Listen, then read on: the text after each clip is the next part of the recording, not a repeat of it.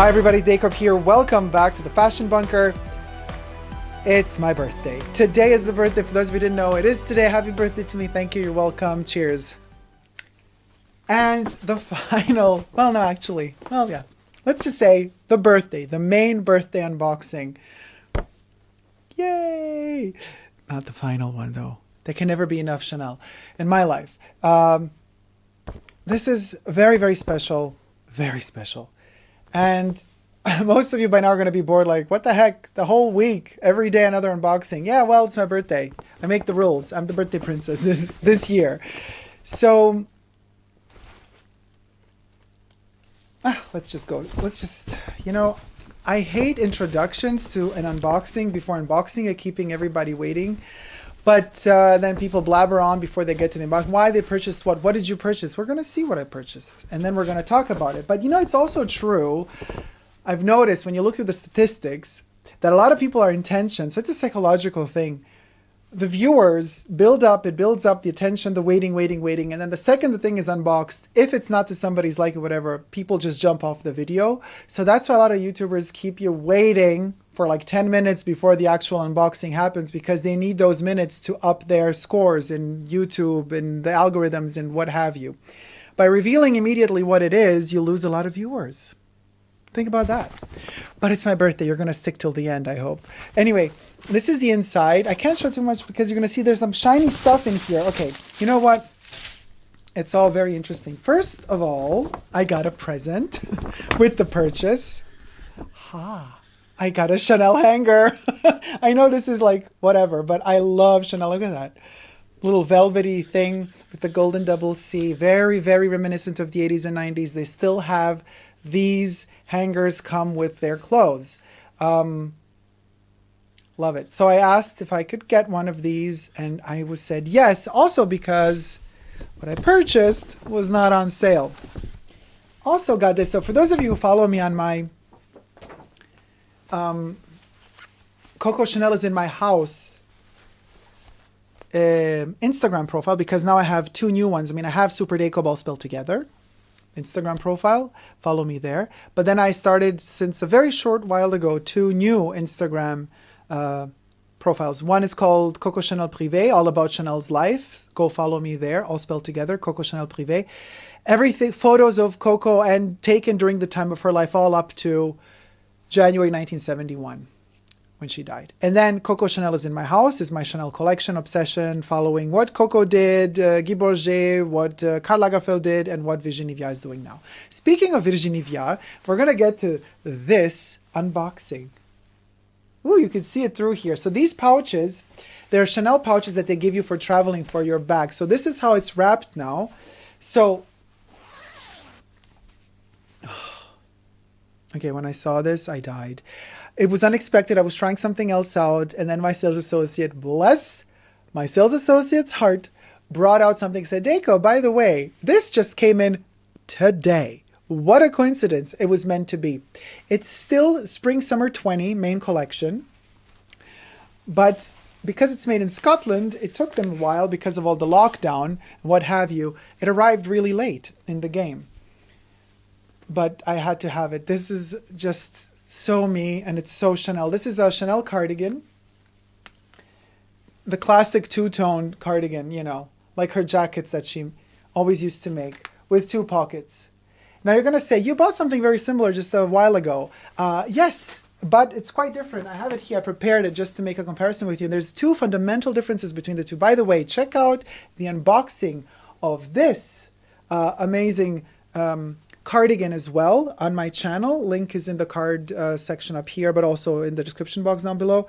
Now, this, the way it's cut and tailored, is very 20s. This is a classic 20s Chanel sportive cut. Very, very Chanel 20s. Slightly lower, looser fit. And it's a bit tightened at the waist and at the arms, at the wrists. So this is a 20s Chanel style. But this here is 50s and 60s Chanel. This is when she already developed. So doesn't have any cuffs at the bottom or at the arms. It's black, so it's a little bit reminiscent of the little black jacket, but it is a cardigan. And this white or beige that you're kind of seeing there with these speckles, it's actually pink. To die for. Okay, so let me get in as close as I can. So you can see this, but of course you're going to see detailed images of all of how this pink works on my Instagram profile. They're basically, it's like, well, it's cashmere, 100% cashmere, but it's literally, how can I say it? It's not that it's painted over, but the pink bits are interwoven together with the, how else can I put this? They're part of the wool structure, of the cashmere structure. So they're all over the place. You know, it's like almost like a modern take on, I don't know, a wool version of graffiti would be. I'm wearing, for the special occasion of my birthday, a silk shirt. And, oh, this is a vintage Chanel brooch from the 90s, also dedicated to Egypt. It is, as you can see, from a time where Chanel, the brand, was not so obsessed with logos on every piece of costume jewelry, which I really prefer. So we do not have the double C visible. It's only in the back on the stamp of authenticity and on the date when it was produced. I'm sorry, I'm unbuttoning this as we're talking. The buttons are amazing. You're going to see those also on my channel. I might kind of blend in a photo here or there with the buttons as well, so you could see them. They're just little works of art. So let's put it on so I can show you what I mean by classic Chanel. I'm just putting my sleeves down.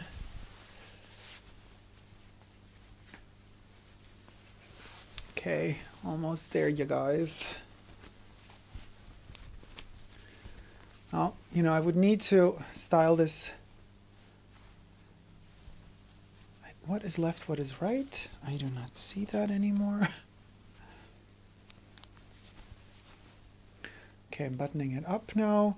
So I will try to move backwards a little bit, but hair's all over the place too. Okay, so hopefully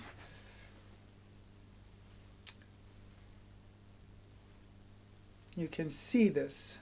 Now, this is a big size. I could have taken a 48. This is a size 50. But I cannot move further back, you guys, but you can see the border here. So,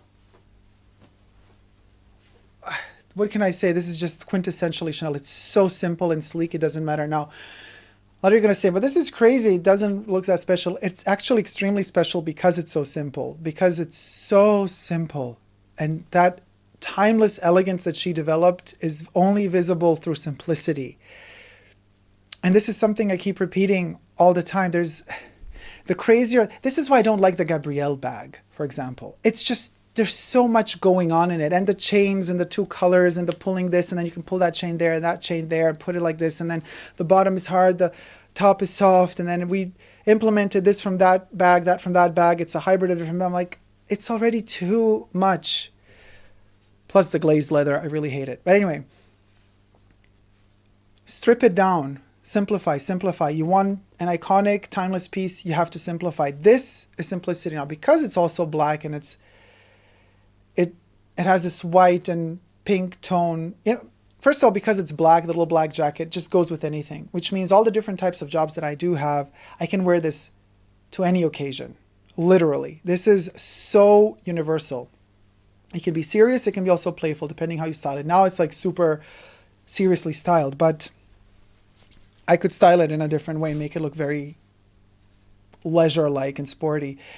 But the fact that it is black just allows you to wear it even if you're working for other brands. Let's say if you're working for fashion, it allows you a lot. And because it is a very, very soft cashmere, by the way, Chanel, since she was alive already, all of her cashmere was made in Scotland. And still to this date, it's made in Scotland. And the sweaters are actually completely built. Not just the cashmere is made in Scotland, but the sweaters are also constructed in Scotland. what I really appreciate about Virginie Viard's take on this model is that she really, and it's quite rare, I was talking to my sales associate, she said to me, this is not often that we receive classic Chanel cardigans in the shape of the little black jacket. Very, very rare. And Virginie Viard is thinking about that, so she's bringing them back because, I mean, they're so beautiful and elegant, but she's bringing them also back with slight twists. Like, for example, this little pink speckled touch that goes with it is such a delicate gesture, but it creates that whole new story. It updates it to modern times. And in fact, you know, as I'm looking at it, it's very pink. If it were a shade darker, it would have been the Tyrian pink. And Tyrian pink was Coco's favorite color, Tyrian red and Tyrian pink. In fact, the first 255 bags, the inner part of the bag was made in Tyrian red, in some cases Tyrian pink. The interior. Then later it changed to burgundy, and now we have this whole burgundy story behind them about the nuns. But truth be told, Tyrian pink and Tyrian red. Coco loved it very much. In fact, in my Coco Chanel Privé Instagram profile, you get to see a lot of photos of Coco wearing Tyrian pink in particular, whether it be a foulard scarf or just a part of the jacket, the trimming is made in that particular color. But so to play with pink and in general rosé and rose colors was something she did a lot. Since the late 50s, where we have more fashion photography done in colors, we get to see even more. So 60s completely, we get to see color pictures of Chanel at work. While she's working, she's wearing a lot of pink details, but also a lot of the pieces that she made for others, for movies as well. We see Romy Schneider wearing very delicate rose hues and pink hues in Boccaccio 70, Luchino Visconti's episode of the Boccaccio 70 movie series. And pink is something that, particularly in the 60s, elevated the heft of certain garments. Tweeds were not as soft and delicate as they are today back then. Everything was a bit rougher, you know. Technology was still developing. I mean, it's still developing today. But certain colors were used to also lighten certain fabrics, were used to lighten up the overall appeal of certain fabrics. So the fact that this has been taken in consideration to implement into this particular piece, which is considered a basic. This cardigan did not hit the runway, the Spring-Summer 20 runway. This is considered a basic classic piece, which are always kind of my favorite at the end of the day, because those are the quintessential Chanel pieces that never got a style. 20 years from now, it's still going to be the little black jacket cardigan Chanel piece. It's going to be that, you know. And I'll still wear it like it's the first day, like I have it today. And that's where I say it's worth the price. Labor went into it. I mean, if you check out, again, something that maybe, let me blend in the photo here. See the bottom of the pocket? How it's sewn. It's not straight. It's curved at the bottom. Alone that detail requires an effort. Now, the way there's a lot of other pieces to consider, a lot of details to consider when looking at how it's been cut and tailored. I mean, this is not a way you would cut a simple black cardigan if it were an old brand that's working speedy, trying to finish something very quickly. There's attention to trimming that requires time. And that time is what costs a lot of money when you're producing pieces like this. Now, pieces like this, you won't see many of them because in this particular colorway, you know, they might order a run through per boutique. Not every boutique will order it because it's not a must have, because it is a classic piece. It's not one of those fashion pieces that they have to push, that the boutique has to push as image maker of the brand for that season.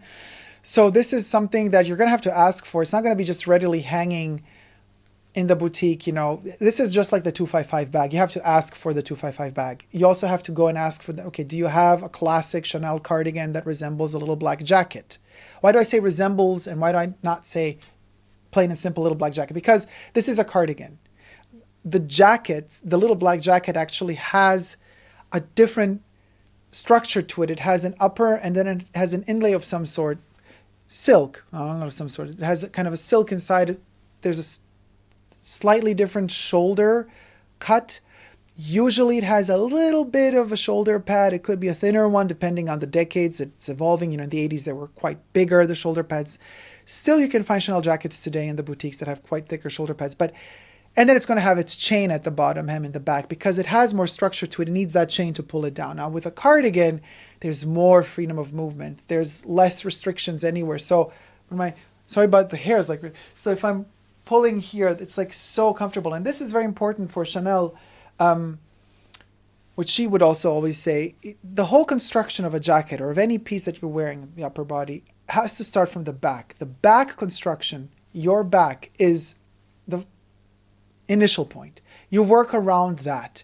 So this particular freedom of movement, of course, nobody's going to be walking around like this all the time, but just to have this movement so freely constructed, it's so comfortable. And it's so funny. I was trying on several pieces in the boutique and they said, oh, you look like a grandma in a way.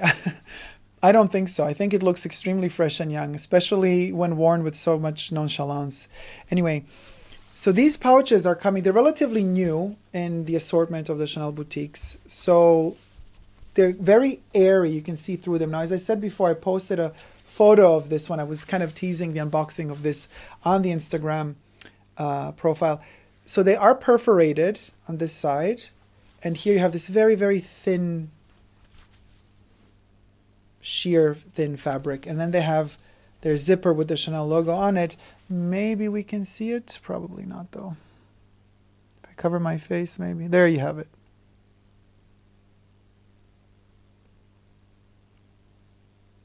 For a second there, we saw it. So these are awesome gestures, but they're very unpractical if you want to protect, especially cashmere, because all of these holes, and if you're traveling and putting it in some wardrobes that you don't know, places you don't know, I mean, there could be moths, and moths can fly through this. So I definitely recommend putting your sweater in this and then put this in a plastic bag, which is how I store my cashmeres. This is amazing if you want to hang it up somewhere, but again, hanging up cashmere, it has to air all the time. If you're going to hang it up between other garments and it's going to get squished between other garments, and if you have an open window and a moth flies in, it's going to smell it and it's going to lay its little eggs right in between where it doesn't like light. So it's going to lay its eggs between two garments where it's dark, and then the sweater is dead. So be very, very careful with all wool and silk, but in particular cashmere, because that's, of course, the most delicate, you know, because it's the most delicious. So I'm going to take it off now, and we're going to see a little bit how their tag looks like. So I hope you've enjoyed it so far. It feels so comfortable. And you know what the crazy thing is? I mean, we're in the middle of summer. It's super hot.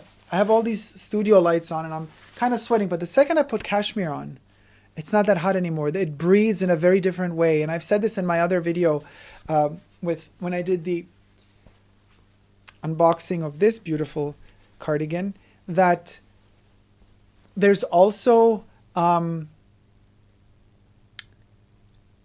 best underwear that you can buy is wool underwear, tank tops and such, because it breathes much better on the skin rather than cotton. And when you do sweat and it does get wet, you don't feel it like cotton. You just feel that wet on your body. But with wool, you never do. It just absorbs the wet and it kind of expels it on the other side, and you just breathe all the time and you feel dry even though you're sweating. So wool is great in summer, and it holds off heat much better. Anyway, God, I love them both so much. Like, I couldn't decide, you know. They're beautiful out of different. This is more the heritage of Chanel in the 20s, and this one is more the 60s. So let's see. I mean, this one is more 60s. So this is how the design, by the way, here's the code if you're interested in this sweater. Maybe you can find it too. Oh, there you have it. Cardigan. Black, white, pink. Let me read it to you because I think over there it's focusing not so well. 20S, that means 2020 Spring Summer Collection. P64360. K60197. N7070. And then on the other side, you can see through this little window, you get the black cashmere and the white with pink cashmere and the 2 extra buttons. The buttons, we can't really see. I mean, yeah, I'll just blend in photos so you can see the photos, and then we'll solve the issue much better and quicker. What a classic piece. It is a hair collector. Like, if you lose a little hair, everything attaches to it. But let's put this one here, this one here. Gorgeous. And we put my hair on top. I do not know what to say really, other than I'm extremely happy to have classic Chanel pieces in my collection that go with anything, that can be worn any time of the year, that can be worn to any occasion, that will, if I treat them right and I don't, if I package them right, if I close them, seal them off right when I don't wear them, if I do treat them right, will last me a whole lifetime. From every person that I've spoke to, because when I went back to the boutique and I got this one, my sales associate said, of the several, again, cashmere cardigans that are in her possession in particular, none of them create those little balls or pellets on top, from wearing. Everything is completely perfect. Just like when Vivienne Westwood uses Harris tweed, Harris tweed is the same. The quality of the Harris tweed is incredible. In fact, I love when Vivienne uses Harris tweed in her pieces. Those are the pieces that I like to hunt down. Same thing. Harris tweed, we're also talking about Scotland, and we're also talking about people who have been doing it for centuries and generations. And that's, you can't, that's where it kind of stems from. The whole knowledge of wool comes from there. So of course, if you want the best, you're going to go to the place where the best is done and made. And Chanel did that when it comes to her cashmere. Thank you guys so much for watching. Thank you for being there for my birthday, for spending the time with me. I hope you've enjoyed this unboxing. I am so thrilled about these 2 pieces. Thankfully, this one was on sale. This one wasn't, but it was worth every penny in my humble opinion. And still costs less, full price, than a Chanel mini bag as of today. So just keep that in mind when you want to make a purchase of either a hugely massively produced plasticky looking leather bag mini, or a timeless piece like this cardigan / jacket / little black jacket. Thank you guys so much for watching. Thumb up this video if you liked it. Subscribe to my channel here on YouTube, Super Dacob all spelled together. I'm also on Instagram, Facebook, and Twitter, Super Dacob all spelled together. And I'm also on Patreon, Super Dacob all spelled together. And also newly, the 2 new profiles on Instagram, Coco Chanel is in my house and Coco Chanel Privé. Check them out. Until next time, thank you so much for being you. And never forget to never give up on love. See you soon. Take care. Bye.